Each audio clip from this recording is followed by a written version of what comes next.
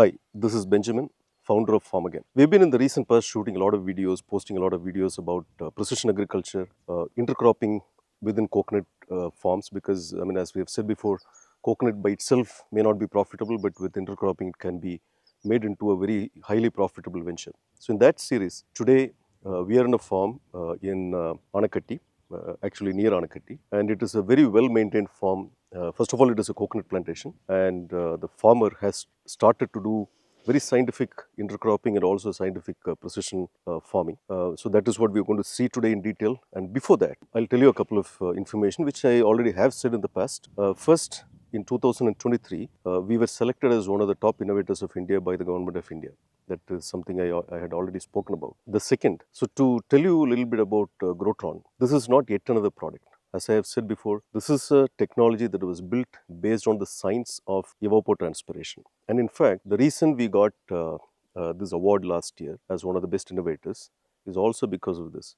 And also to highlight, core of our patent is also about evapotranspiration based science converted that into technology. That's a base for our patent also. The third, Farmagain now is going global. We are very active in Southeast Asian countries and also the Middle East. In fact, to very specifically give you an information, on the 15th of August 2024, the Agriculture Minister of Indonesia announced that Grotron is going to be their precision farming partner or technology that they are going to use to promote precision farming. So in that regard, we are also quite active in Indonesia, trying to bring up the Indonesian farmers also into the precision farming net. So with that, let's take a look at this farm. Let's get introduced to the farmer who has spent passionate time, money and energy in making this farm a wonderful farm. And in a hypothetical world, I must say before even we start speaking with him, if everybody somehow makes farms like this, I'm sure although the initial cost may be high, it is a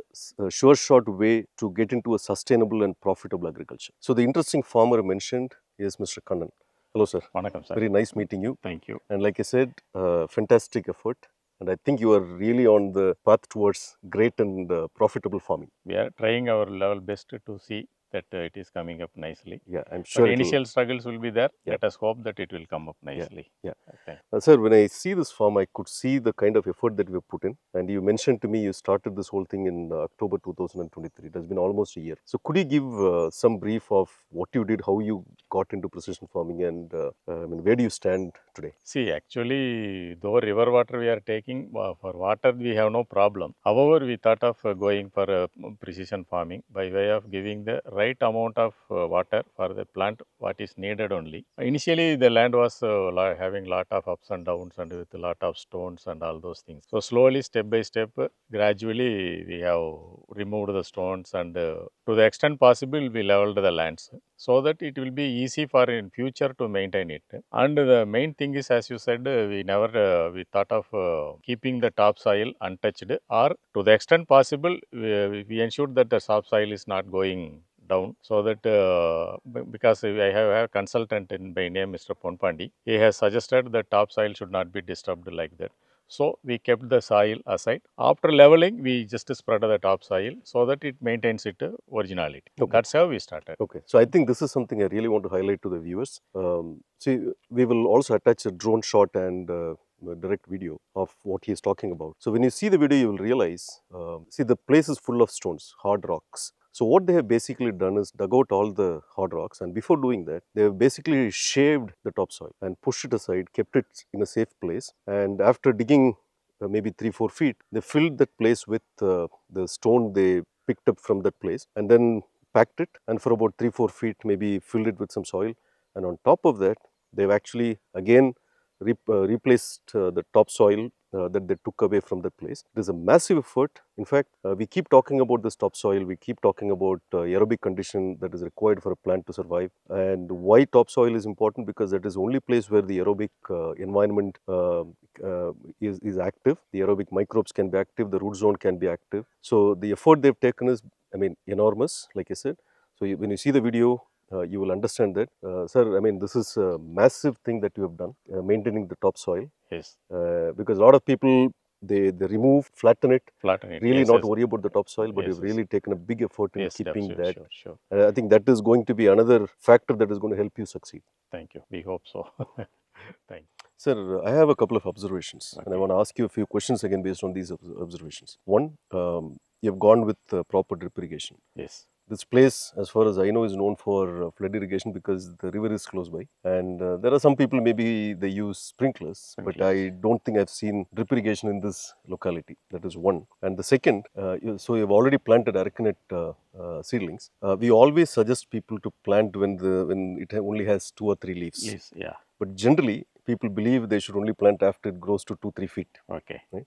And this is the best way of planting, and you have done that. That Okay. is observation 2. The third observation I have is usually, whether it is coconut or arecanut, people have the tendency of digging.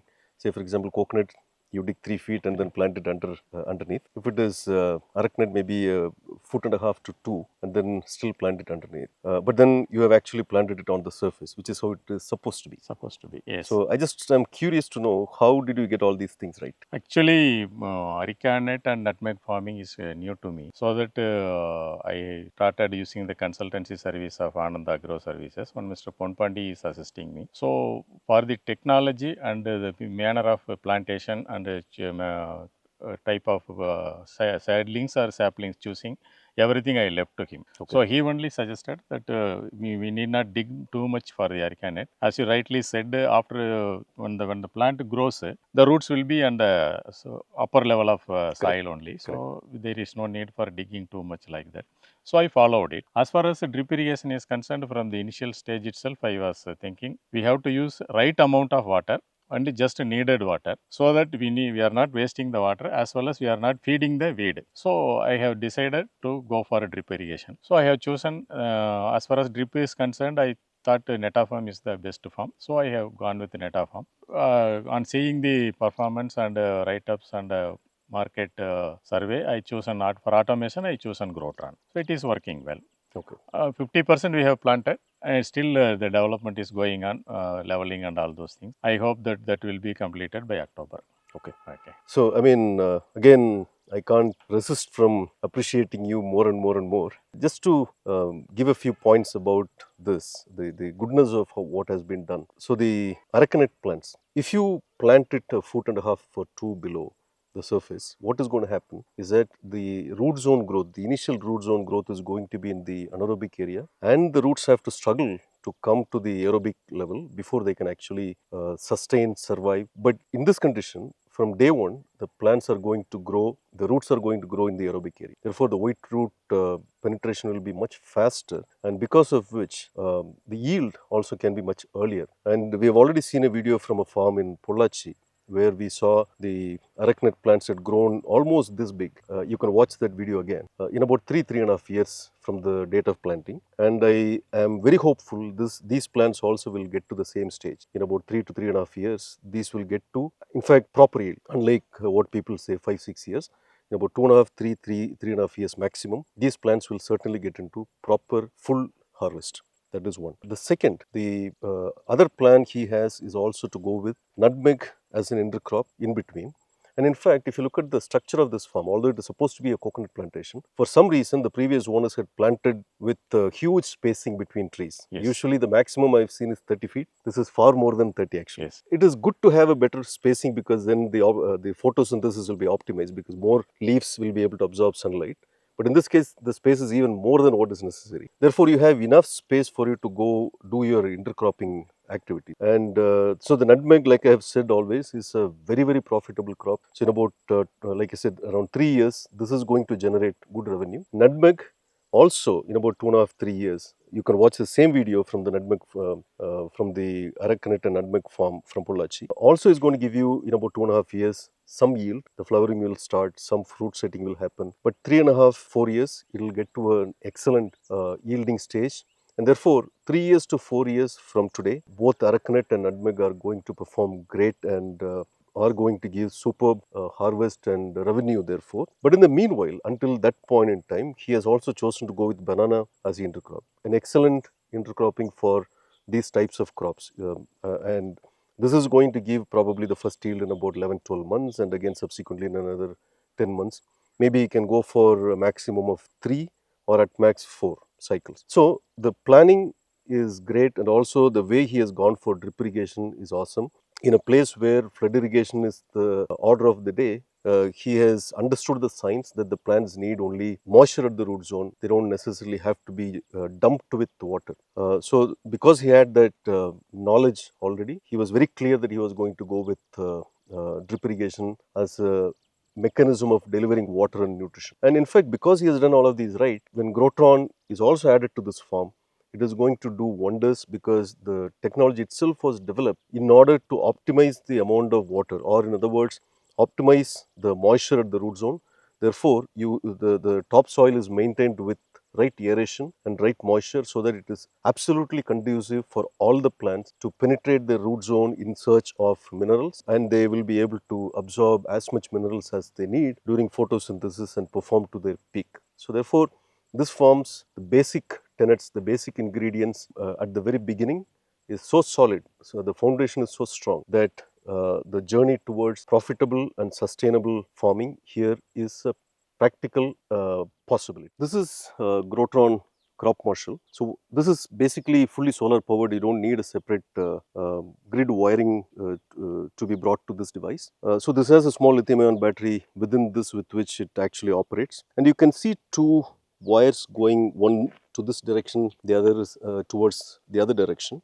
And if you see this wire, it goes to the valve. So this device can basically control valves, at the same time can also read sensors. It can read various types of sensors, and the basic necessity are the ones that will measure the soil pressure and the temperature. So these are the sensors. This is to measure the soil pressure, and this to measure the temperature. And in addition to these, we also take a few ambient parameters. So now if you see this, this is the ambient humidity and temperature sensor. So these four data, ambient temperature, humidity, and the soil pressure and temperature, these four data will be collected every 15-20 minutes and stored in the cloud. And there are about 9-10 different data points that affect the soil moisture. Say for example, how fast the wind is, or how cloudy the day is. So these are some of the things that could impact the soil moisture. So what we do, if there is a weather station in the farm, we pull these data from the weather station. In the absence of that, in most farms, basically, we pull from weather.com or accuweather.com. And along with the data we collected from the farm, we also consolidate the data that is coming from weather.com or accuweather.com,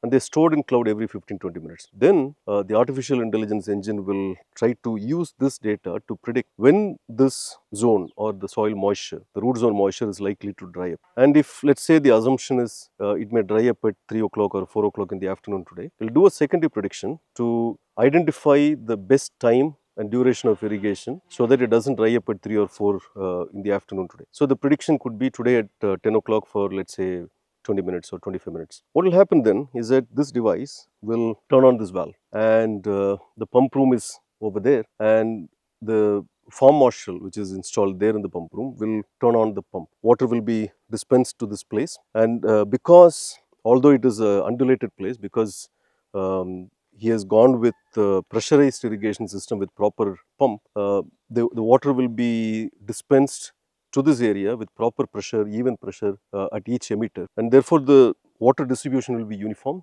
And as predicted by the Grotron's artificial engine, if the prediction was for 25 minutes at 10 a.m., it will keep the valve and pump open for the same amount of time. Even during this time, the system will keep learning from the sensors about the current condition, and that becomes a feedback to the system to improve further. So every subsequent irrigation becomes more and more accurate in terms of maintaining the air-water balance. And as long as you maintain the air-water balance, scientifically speaking, the theory of evapotranspiration says that your plant's uptake ability is at the best. At the same time, when we go there, we will see he has created a fertigation system with 3 tanks. So the minerals necessary to the plants, or the concoctions that you want to supply to the plants, or anything that you want to give to the plants, are there as stock solution in those 3 tanks, and they will also be supplied at the right time when the air water balance of the soil is ideal, therefore enhancing the possibility or the probability of the plant to uptake nutrition through the root zone is greatly improved, by which the genetic capacity of each plant will be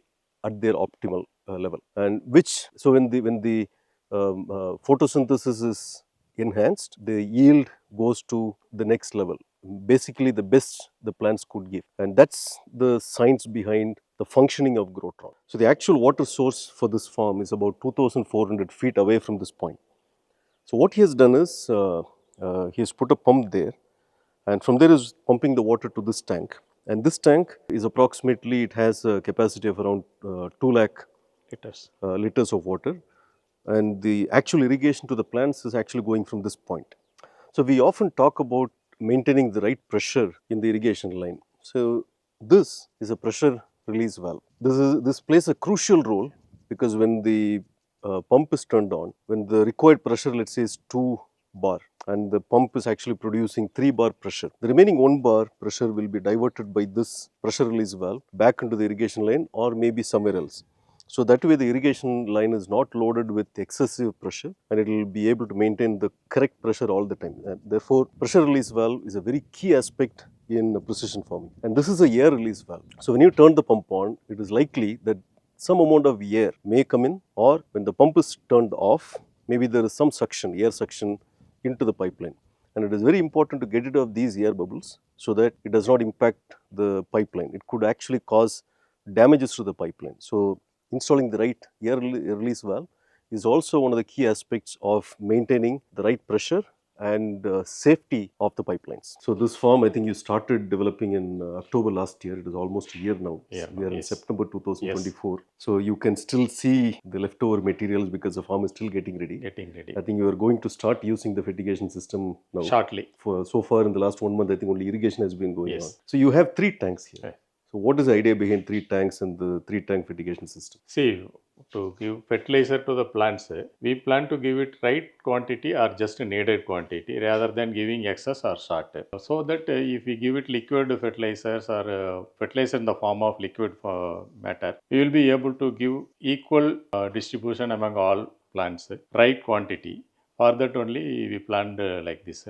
Since the plantation took place only a month back, we are yet to give any fertilizers. So we plan to give shortly in a week or 10 days. I think great understanding of the fertigation system, because one, like you said, the fertigation is best delivered, the nutrition is best delivered through the drip system, and this kind of 3 tanks for stock solution give different stock solution and in each tank, and let the system handle. So that way you're not dependent on people to give a certain amount of fertilizers to a spot. It all happens automatically with the right quantity measurement. What you see here is Farm Marshal Pro. This is Series 3 that was launched in July 2023. This has the ability to operate pumps, several pumps. This can control fertigation, this can control backwash, this can also measure several tanks levels, and when the irrigation tank water level goes down, it can automatically turn on pump elsewhere and fill this tank. So leveling, maintaining a level of irrigation tank also can be done by this controller. So basically this is all-in-one controller which can pretty much do all activities that is necessary for a farm, all bundled within one box. And as you see here, there are 3 tanks for fertigation, and I would say if you have 4 fertilizers, keep 4 tanks. If you have 3 fertilizers, keep 3 tanks. That will reduce your effort of juggling between different fertilizers or different organic concoctions. And this structure, each tank is connected through a filtration system to the fertigation unit, and the way fertigation unit functions basically is by creating a low pressure. So when the mainline water goes and this pump, this is called the fertigation pump, and when both of them operate, the low pressure will be created, and the low pressure in turn creates suction. And because there is a suction created, when this valve is open, for example, if the fertigation has to go from this tank, this valve is open, and because there is a suction created due to the vacuum, this liquid will flow through this. Now, to get the right vacuum, to get the right suction, it is important to have reasonably good electricity, the proper voltage. Only then you get the right suction. And once the suction is created, this has to theoretically go. But in spite of suction, if the liquid doesn't flow, then that would mean that this filter has to be cleaned. Maybe this is choked. And sometimes what also happens is this tank, although the output will be taken a couple of inches from the bottom, there could still be some sediments stagnant at the bottom of the tank. So what we now do in the recent past is that we have started adding a blower to the system, which will continuously blow air into the tank and keep mixing it, which we have seen reducing greatly the incidence of these lines getting blocked. So for each of these tanks, there is a valve. So depending on which fertilizer has to be supplied, the valve will automatically open and the liquid will be sucked into the main line. And it is also measured. And if you see these tanks, they're all fitted with sensors also to understand the actual quantum of liquid that is available in the tank. And as you move further to this place, this is a gravel filter, and we have actually automated the backwash of this gravel filter, but we haven't automated in this form the disc filter. So how it works is, when the regular irrigation takes place, this valve will be open and this will be closed. So water goes from the top of the line into the tank, flows this way and comes out. In that process, because there is sand inside, the sediments will be blocked on top and the clean water goes through this pipe, and the disc filter further cleans the water and then flushes out to the main line. And when the pressure drops, what will happen is this valve closes automatically and this will open. So water comes from the bottom of the tank. So the deposited dust on top will be flushed out because the water gushes in from the bottom through this, and this valve also will automatically open and the water goes out. So that's how the auto backwash system functions. You see these small stones, basically the gravel. So this tank, the gravel filter, is filled with these gravels. Now, depending on the capacity of each tank, there will be certain level to which you'll have to maintain these gravel. And what it does is, when the water flows into this, these gravel filter out all the filth. It could be leaves or some sediments. They're all filtered out in this filter using these gravels. But over time, what will happen is, as we start doing more and more irrigation, because of the water pressure and because the stones touch each other, the shape of these stones will change and eventually they'll become fine particles. And when they become fine particles, they escape from this filter, enter into the main line, they block the laterals, they also block the solenoid valves. So it is very important to maintain these stones at a decent size. So your provider would have told you the size at which you have to maintain this. So when it becomes small, when it becomes thin or becomes powdery, much before that, it is very important that you change this. If not, many people, without knowing this reason, what they do is, they think there is a problem with the sand filter and they empty the sand filter, keep it empty and negate the very purpose of having this filter. So a very important point that we have not spoken before. So please, viewers, keep this in mind. This is a topsoil pile that I was talking about. He has taken a huge pain of shaving the land and removing the topsoil, keeping it here, and then again filling it back after the land leveling is done. And this is one farm out of many farms that we often see. I think on day one is destined for great success in the near future. I'm really happy about that, and the kind of effort that you've taken will certainly pay off. And the information that we spoke in this video, I guess, would be of some help to you. And I hear from a lot of people that they watch videos and they get some tips from those videos and implement in their farms. And if you have anything like that, please do experiment. And if you think this can be of help or use to some of your friends, please do share. And if you want to get notified of our future videos, please do subscribe. And until we see you in another useful video, see you. Bye bye. Thank you. Thank you, sir. Thank you, sir. Thank Nice you. meeting you. Nice Thank you. meeting you. Bye. Thank you very much.